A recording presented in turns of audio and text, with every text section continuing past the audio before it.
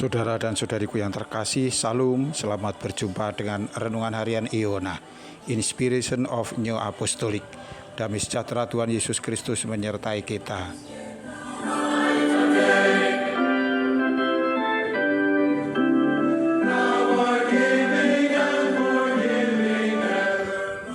Kita akan membaca firman Tuhan dari Injil Lukas pasal 17 ayat 11 sampai dengan 14. Dalam perjalanannya ke Yerusalem, Yesus menyusur perbatasan Samaria dan Galilea. Ketika ia memasuki suatu desa, datanglah 10 orang kusta menemui dia. Mereka tinggal berdiri agak jauh dan berteriak-teriak, "Yesus, Guru, kasihanilah kami."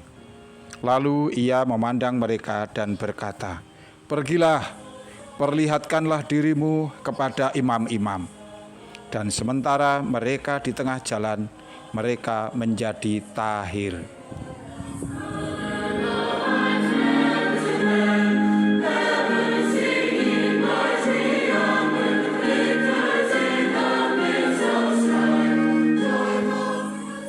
Saudara dan saudariku yang terkasih, renungan kali ini menghadirkan tema yang baru yang diambil dari Lukas pasal 17 ayat 11 sampai dengan 19 di bawah judul ke-10 orang kusta.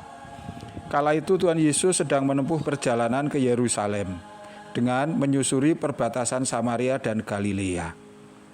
Ini tidak bisa kita bayangkan sebagai sebuah perjalanan yang mudah. Kita tahu alat transportasi yang memadai belum tersedia pada waktu itu.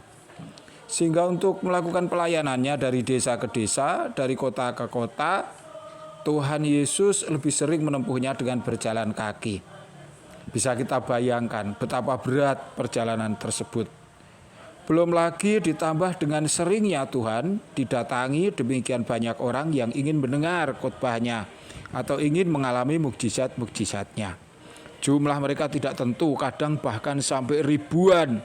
Bahkan mereka juga mengikuti Tuhan tanpa kenal waktu.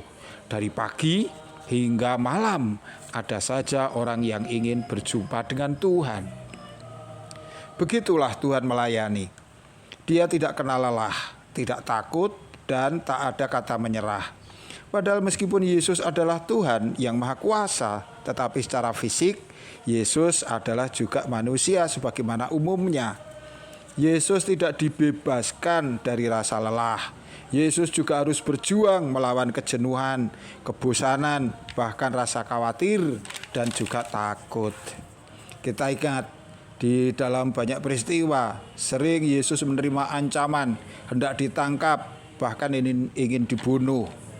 Dalam kejadian-kejadian yang lain, Yesus juga merasa kelelahan, kelaparan, dan haus. Tetapi kemenurutannya kepada Sang Bapa mampu menangkal semuanya itu. Kelemahan-kelemahan duniawi yang disandangnya dapat ditutupi dengan semangatnya untuk menjalankan misi yang diemban dan menggenapi perintah-perintah Bapa.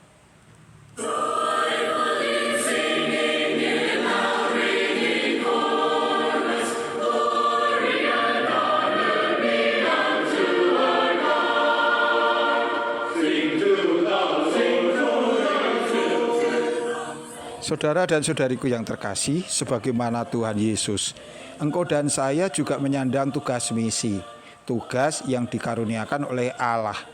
Bukan hanya untuk para pemangku jawatan, bukan hanya untuk para guru atau petugas-petugas gereja, tetapi pada dasarnya semua orang Kristen adalah misioneris.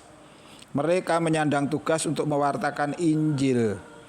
Tentu ini tidak hanya berkaitan dengan kata-kata kita, dengan pembicaraan-pembicaraan kita, melainkan lebih dari itu adalah bagaimana sikap hati kita, pekerjaan kita sehari-hari, apa yang kita lakukan tatkala kita menjumpai sesama kita. Injil akan hidup dalam diri kita, pertama-tama harus kita terima dengan percaya, yaitu yakin dengan kebenarannya dan juga yakin akan kuasa yang terkandung di dalamnya.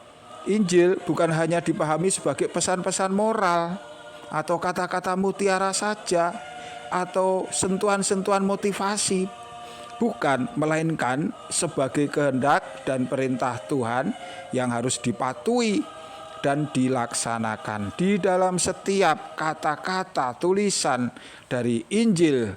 Di sana terkandung kuasa Allah yang maha dahsyat luar biasa.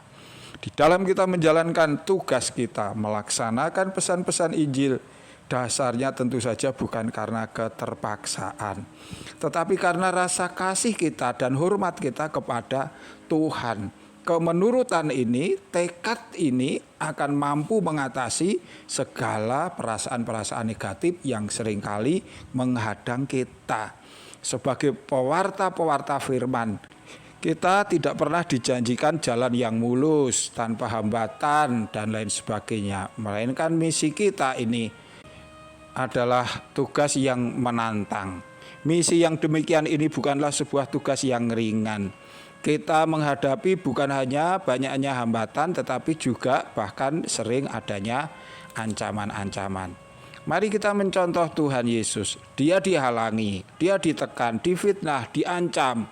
Bahkan akhirnya harus mati tergantung di kayu salib. Tetapi tidak pernah sekalipun Tuhan menggerutu, tidak pernah sekalipun Tuhan bersungut-sungut. Ia melangkah pasti ke depan untuk memenuhi apa yang menjadi kehendak Sang Bapa.